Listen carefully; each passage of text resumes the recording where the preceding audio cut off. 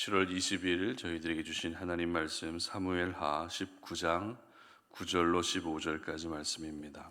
이스라엘 모든 지파 백성들이 변론하여 이르되 왕이 우리를 원수의 손에서 구원하여 내셨고 또 우리를 블레셋 사람들의 손에서 구원하셨으나 이제 압살롬을 피하여 그 땅에서 나가셨고 우리가 기름을 부어 우리를 다스리게 한 압살롬은 싸움에서 죽었거늘 이제 너희가 어찌하여 왕을 도로 모셔 올 일에 잠잠하고 있느냐 하니라.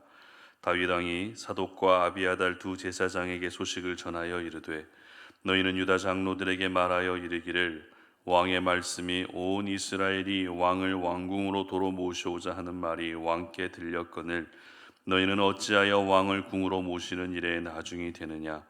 너희는 내 형제요 내 골육이거늘 너희는 어찌하여 왕을 도로 모셔오는 일에 나중이 되리요 하셨다 하고 너희는 또 아마사에게 이르기를 너는 내 골육이 아니냐. 네가 요압을 이어서 항상 내 앞에서 지휘관이 되지 아니하면 하나님이 내게 벌 위에 벌을 내리시기를 바라노라 하셨다 하라 하여 모든 유다 사람들의 마음을 하나같이 기울게 하며 그들이 왕께 전가를 보내어 이르되 당신께서는 모든 부하들과 더불어 돌아오소서 한지라. 왕이 돌아와 요단의 이름에 유다 족속이 왕을 맞아 요단을 건너가게 하려고 길갈로 오니라. 아멘. 나의 계산보다 하나님의 계획을 따라야 한다라는 제목으로 오늘 말씀 전합니다. 요즘 우리가 사는 시대를 가리켜 AI 시대라고 이야기를 합니다. 인공지능 기술로 웬만한 모든 업무 처리라든지 일들을 할 수 있는 편리한 시대가 바로 이 AI 시대인데요. 그렇기 때문에 인공지능 기술에 대한 사람들의 기대도 점점 커지게 되는 것 같습니다.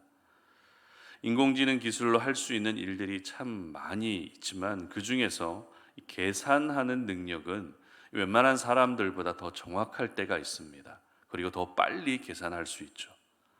그런데 수식과 숫자를 계산하는 것만이 아니라 어떤 경우의 수와 같은 상황도 잘 예측한다는 것입니다.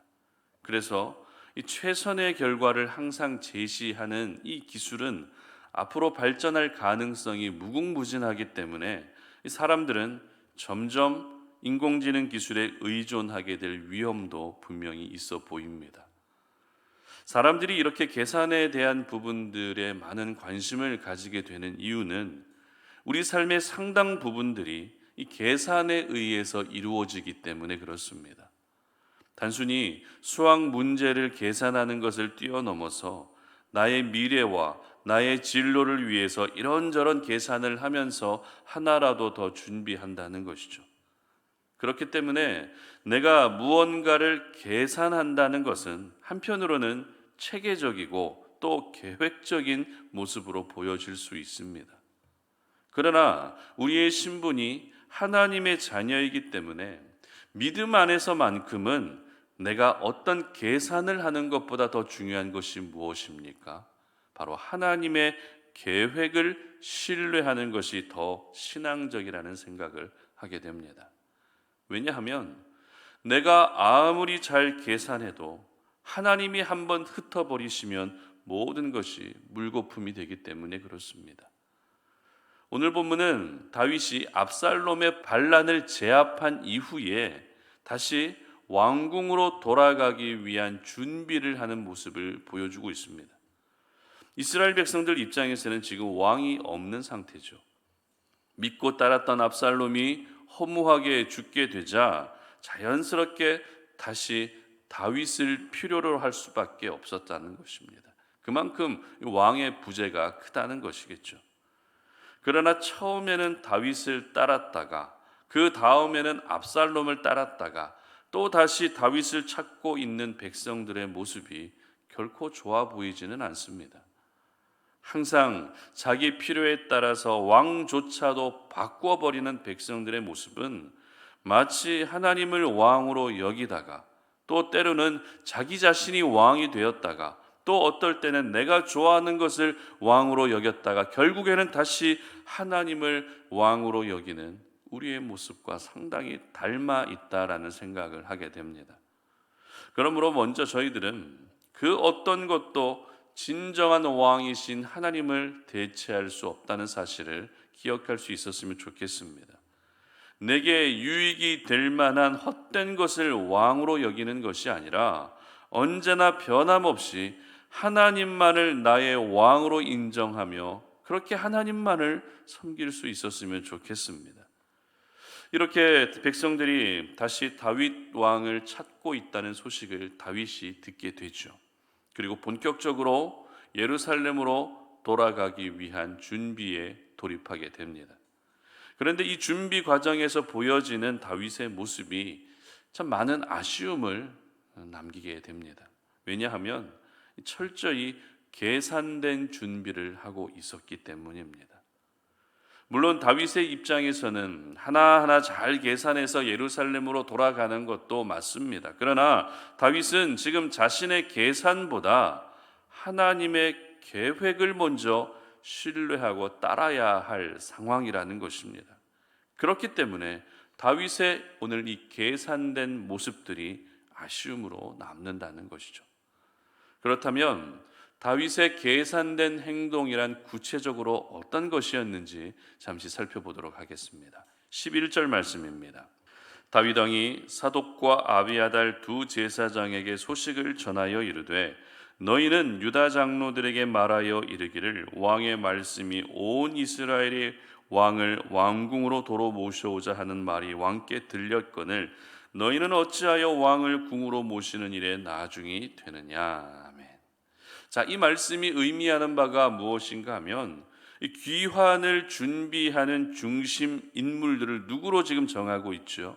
바로 다윗의 출신 지파인 유다 지파 사람들에게 맡겼다는 것입니다. 물론 이 부분에 대해서 별다른 문제를 발견하지 못할 수도 있습니다. 하지만 다윗이 유다 지파에게 이 일을 맡긴 이유는 한번 반란을 겪고 나니 반란에 대한 두려움이 생긴 것입니다. 여러분, 압살롬이 반란을 일으킬 때 압살롬의 출신 지파는 어떤 지파였을까요?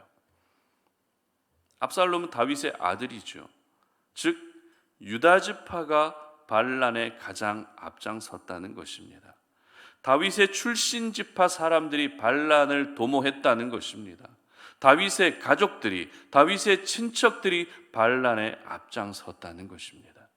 따라서 다윗은 유다 지파에 대한 두려움이 있었던 것이죠. 가족들에 대한 두려움이 있었던 것입니다. 그리고 유다 지파가 다시 자신을 지지하지 않는다면 예루살렘에 돌아가서도 위기는 계속될 수 있을 것이라는 그 우려 속에 모든 상황을 계산하고 유다 지파에게 왕의 귀환을 준비하도록 맡겼던 것입니다. 결국 다윗이 예루살렘에 돌아오는 일에 유다 지파가 핵심적인 역할을 감당하게 되면 유다 지파는 이스라엘 공동체 안에서의 존재감이 더욱더 확실해질 것이고 다시 유다 지파와 다윗의 결속력이 단단해지게 될 것을 계산하고 있었던 것입니다. 그리고 다윗의 또 다른 계산된 행동이 있는데요. 13절 말씀 보시기 바랍니다. 너희는 또 아마사에게 이르기를 너는 내 골육이 아니냐 내가 요압을 이어서 항상 내 앞에서 지휘관이 되지 아니하면 하나님이 내게 벌 위에 벌을 내리시기를 바라노라 하셨다 하라 하여. 자, 무슨 말입니까? 아마사를 군사령관으로 임명했다는 것이죠. 자, 그렇다면 아마사는 어떤 인물이었을까요? 아마사는 바로 반란을 일으켰던 압살롬의 군사령관이었습니다. 다시 말해 반란을 주도했던 핵심 인물이라는 것이죠. 그렇다면 반란을 주도한 아마사를 현 군사령관인 요압을 이어서 군사령관으로 임명했다는 것이 상식적으로 맞는 일입니까? 차라리 아마사가 반란을 주도한 인물이 아니라면 그것이 자연스러울 수 있지만 아마사는 반란을 주도했던 인물입니다. 그런데도 요압을 이어 군사령관으로 임명했다는 것이 상식적으로 맞습니까? 누가 봐도 오해할 수밖에 없는 인사였던 것이죠. 다윗이 이렇게 반란을 주도했던 아마사를 군사령관으로 임명한 이유는 먼저 요압을 견제하기 위해서였습니다. 이 요압의 지나온 행적들 우리가 잘 알고 있습니다. 다윗조차도 어떻게 컨트롤할 수 없는 사람이 요압이었기 때문에 아마사를 군사령관으로 세움으로써 요압을 견제하려고 했던 것이죠.